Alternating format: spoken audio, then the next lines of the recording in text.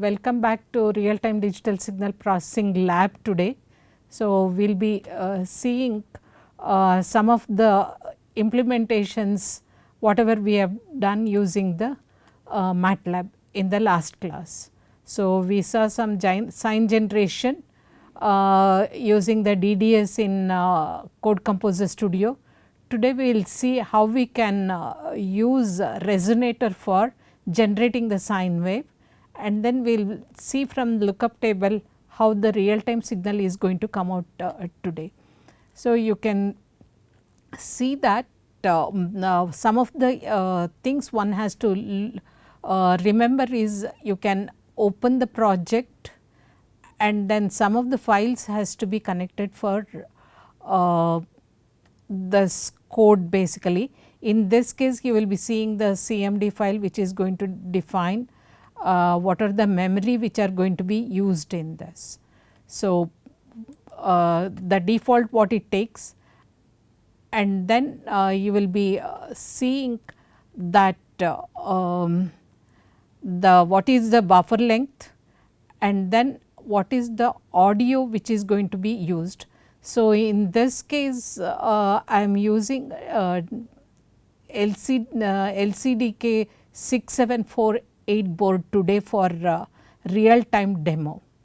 So, we have a sine wave that is which is going to have 48 kilohertz what it is going to run. So, we will be using the interrupt driven. So, you will be knowing different methods of accessing the CPU. One is using the polling, the other one can be interrupt driven which we discussed in our theory class also. The other one is DMA based. So, their CPU intervention is not going to be there directly from the memory, you will be reading into your memory to work on it. So, some of the cases you may have to have a frame length of whatever the length if you have given. So, you can directly read from the memory and then put it into the local memory. So, in this case what we have is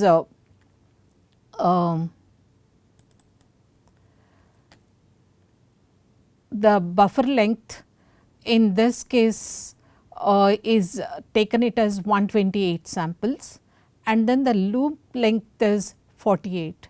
So, how we are going to generate the sine wave? Usually we use MATLAB to generate the sine wave and then take this 48 samples here and then use them, as you can see it is in the fixed point, that is signed Q15 format what we are using it here. So, use this in your code. Then all of it as you are seeing that it is in 16 length of the buffer as well as the computation. So, here we are going to do interrupt driven. In this case interrupt 4 is going to be used and then you will be getting it is the stereo data what we are going to get it. So, we will be as I have mentioned in the first lab session.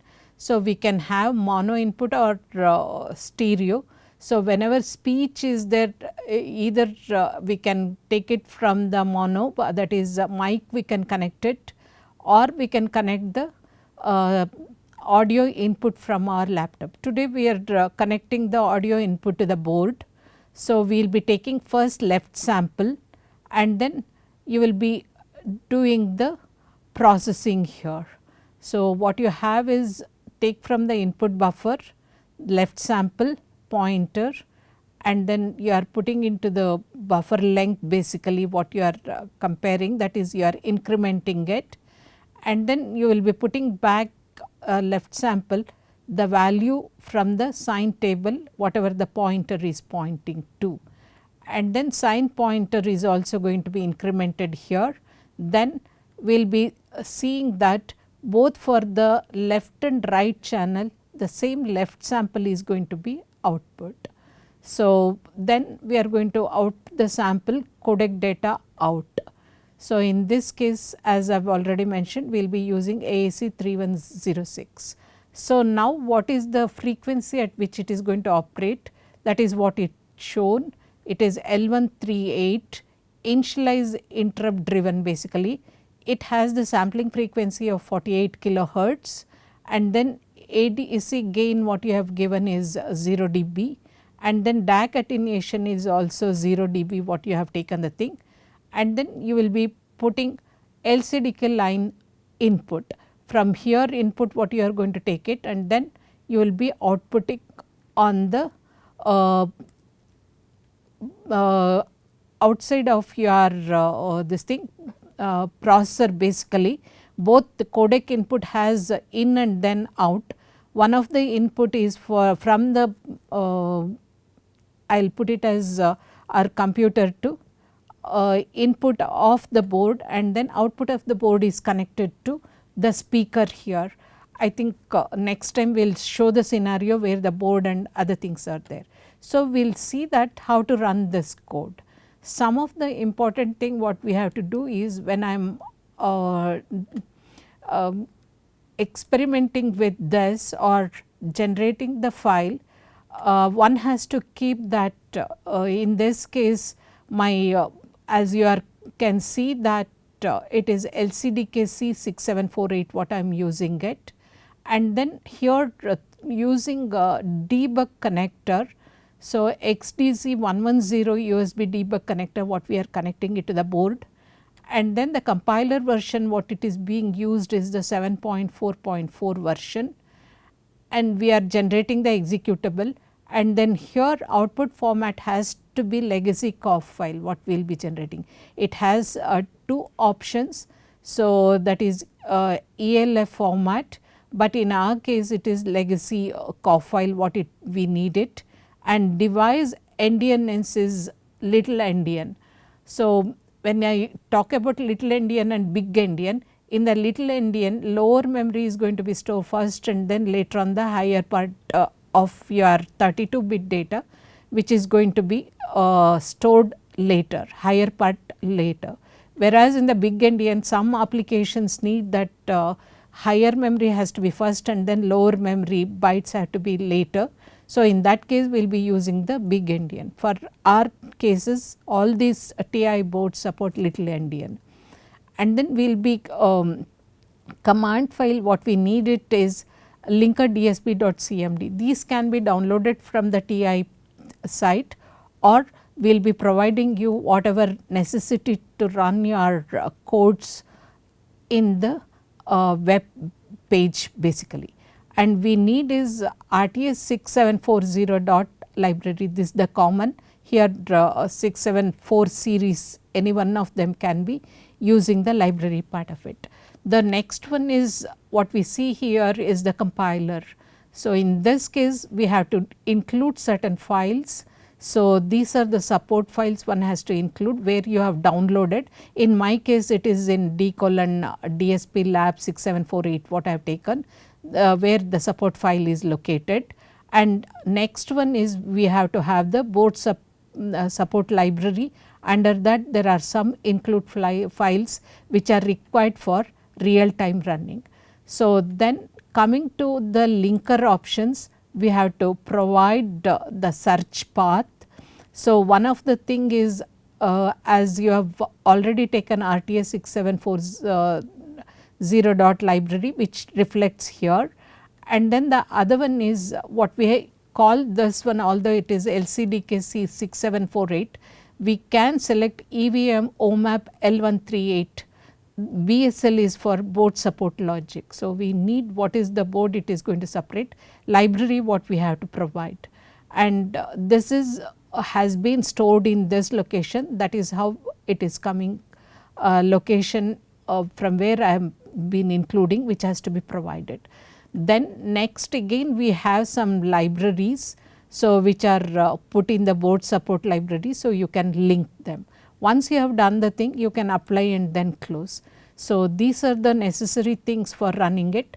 The other files which we need it for running in real time is, that is one is L138 LCDK, AIC3106.init.c, .h, and then linker.dsp.cmd, and then vectors interrupt.asm. These 4 files have to be taken from the support files what we have it, and then we have to include. Once everything is done, so what you can do is whether your code is running correctly or not. So, I can do a compilation. So, if there is any error which it will be listed out here, your syntax error, then you have to go and then attend to that. If nothing is there, then what I can do is I can go and then build my system. So, once I build this system, you will be seeing that you will be seeing some green light it is coming here, which is telling that it is going and then loading onto the board. So, here you have seen that the complete code has been loaded onto the board. You will be seeing that C674X underscore 0 what it has taken the thing. So, and then where it has started your entry point what it is showing that it has entered, where the main is there. So, what we will do is we will run this code, and then you will be hearing a sine wave which is generated at 48 kilohertz. So, I will run it, and then you will be hearing the output from the speaker. Hope you are hearing it. So, this is how real time sine wave generation using lookup table has happened. So, once I stop also, you will be seeing that code has gone and then loaded onto the board. Although I have stopped my this as been mentioning from the beginning, this is an integrated development environment Code Composer Studio, still our code is running. So, once I reset my board, it will be stopping.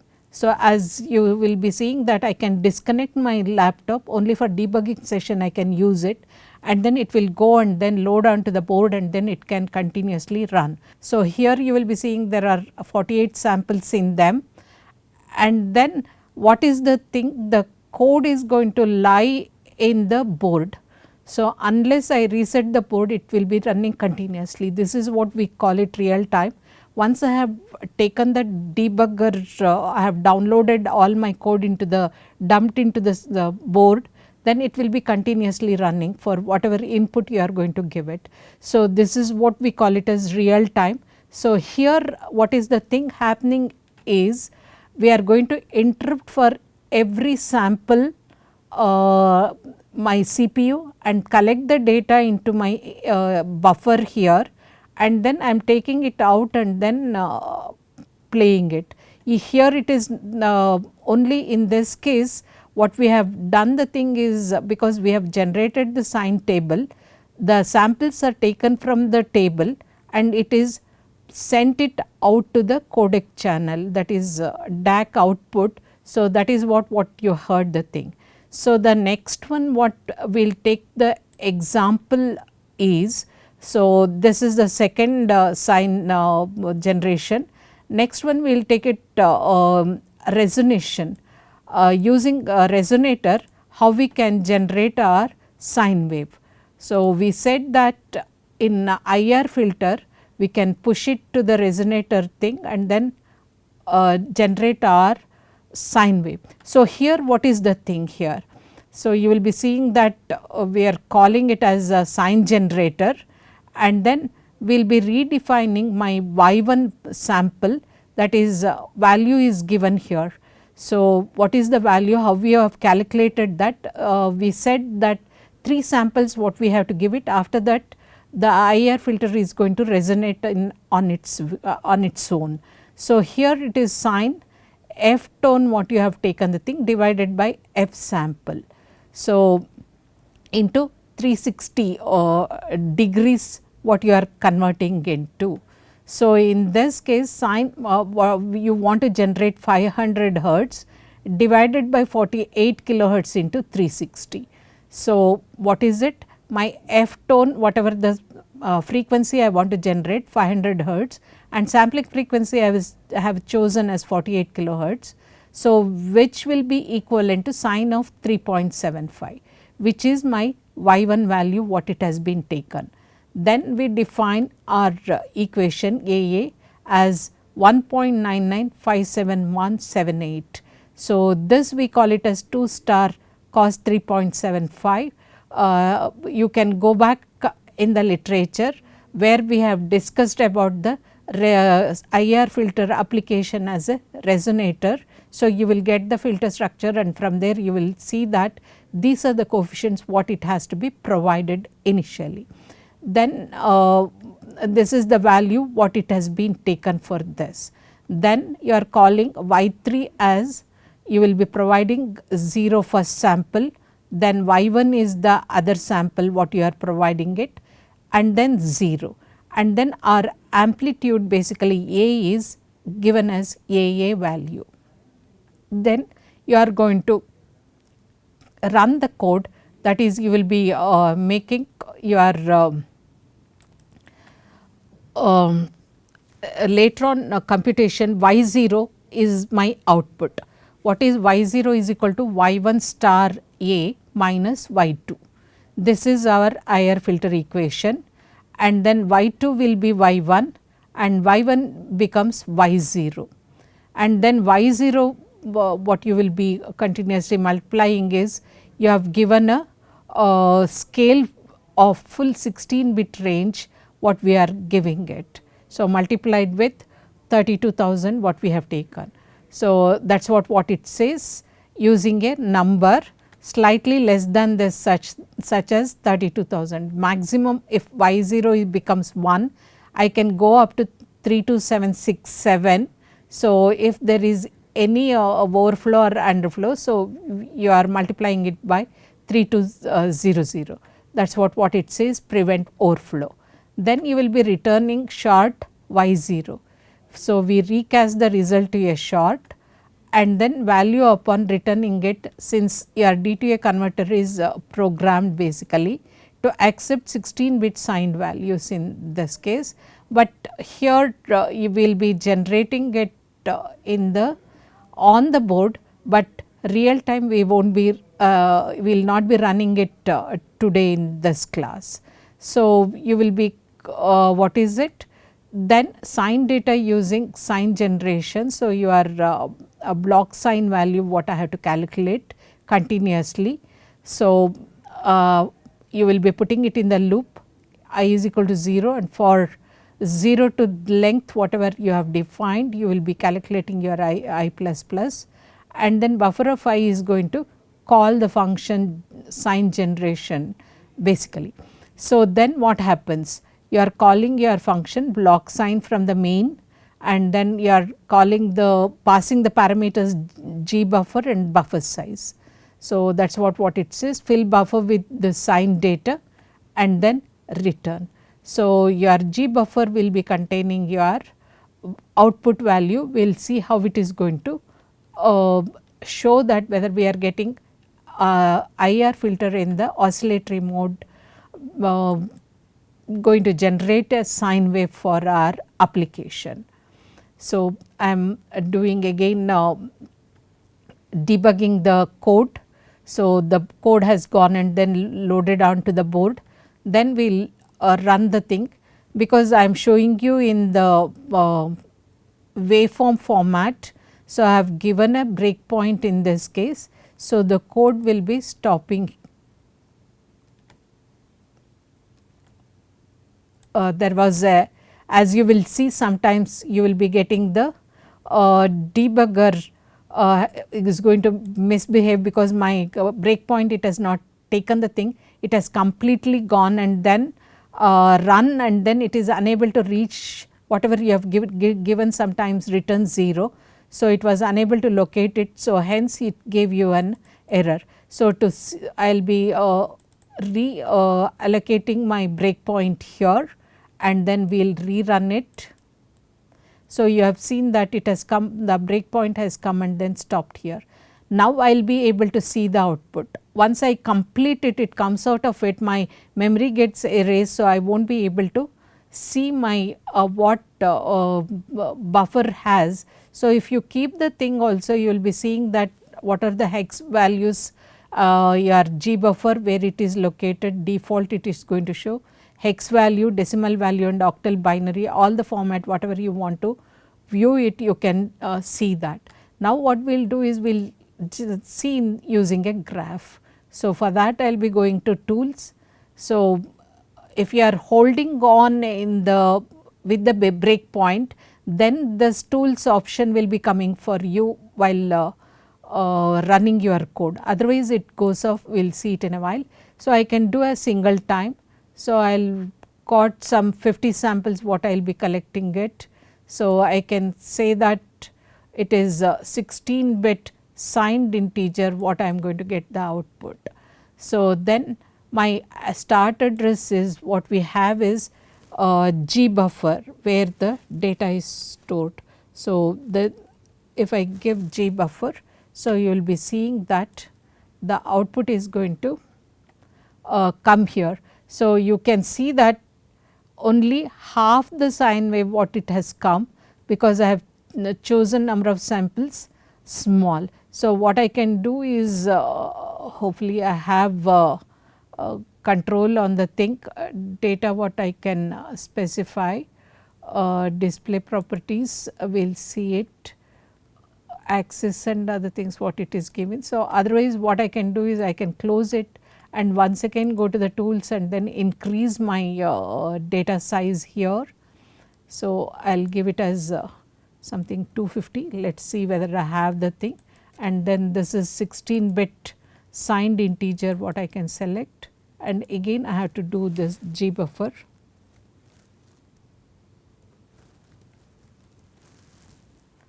And then I can give it okay. So what is the thing happening? Since my it is generating only one single cycle basically, after that you will be seeing whatever is in the memory is junk. Okay.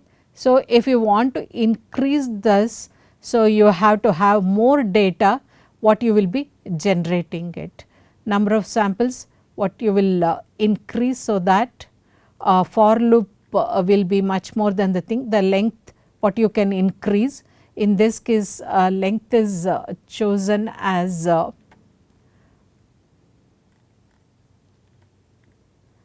where we have defined our length.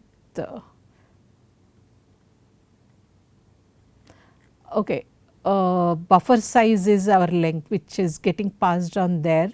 So buffer size is what we have taken is 128 samples. So you will be seeing that at 128 samples I am going to get one cycle. So you can increase the buffer size and then collect more data, so you can get more samples in your waveform what you are looking at it. So this is how we make IIR filter oscillate to generate sine wave. Now we will see one of the example what we have seen is sine wave generated only we have output. Now the other one is what we have is audio in and then out in the board, that is it takes the input from any of your external devices, and then whatever comes out of it is going to be sent out directly to check that whether your path from ADC to DAC it is through the board, it is working or not. How we are going to do that? So this is audio in and out. Here you will be seeing that it uses the polling mechanism. So to differentiate between your polling and then interrupt driven, so the CPU has to go and then check if there is any data in the buffer.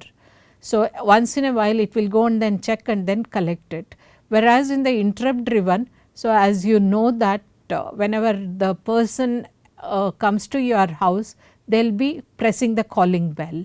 So then you will go and then attend to that. But if you are expecting the guest at that time, and if he is a chief guest or whatever may be the thing, once in a while you have to go out and then check the person has come or not.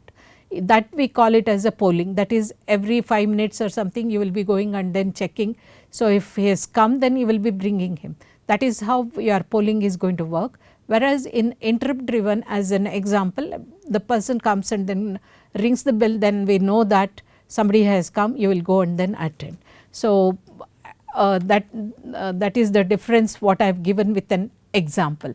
Now we know that using the polling, and then we are using the sampling frequency as 48 kilohertz. So, we have taken both ADC gain and DAC gain as same way, and then we will be using line input. So, this is what the board will be using it. Then sample what I am going to get is input sample, I will get it, and I will be sending it out output sample. So, what happens in this case? So, you will be seeing that it is a 32-bit uninitialized int, what you are calling it. Whatever data comes here, you are sending it out. So, we will see that how this is going to run in real time. So, you will be hearing some whatever speech signal, if I give it, it will be coming out. If it is tone, it has to come out. That is how it will be working. So, we will do the debugging, because I have checked for all the errors and other things. So, directly I can run the debug. If you are sure that there are no errors in your code, directly I can go debug and then test them. So, now we will run the thing. So, there is nothing coming out of it. So, just we will go and then see that some speech signal what I will be sending it out. Remember, the force will be with you always. Remember, the force will be with you always. Remember, the force will be. So, you have heard the speech coming out of it. So, I can select, if you want any audio, you can select the audio also.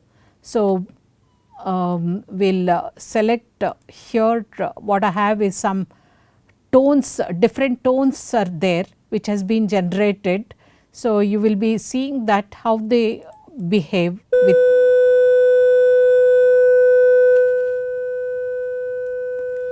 As you are seeing, it is a 500 hertz sine wave what it is getting played.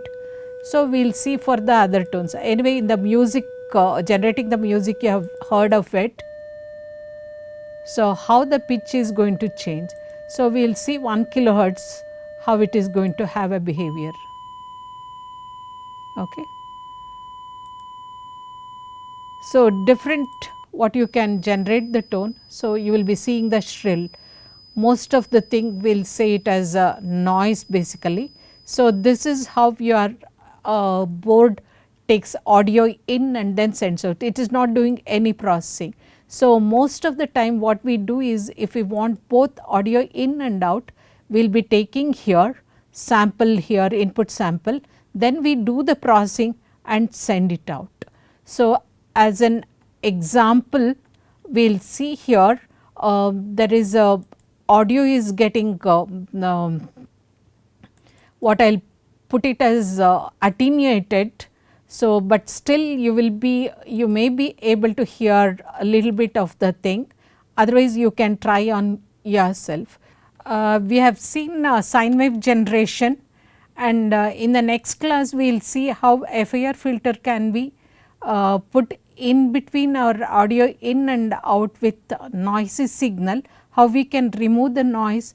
We will look at it on the board. We have seen already on using our lab MATLAB. So, we will be designing the coefficient using MATLAB FDA toolbox. So, I had shown you how to store that FDA coefficients in our file, which we will be using it in our IIR filter design in hardware. Thank you. Have a nice day.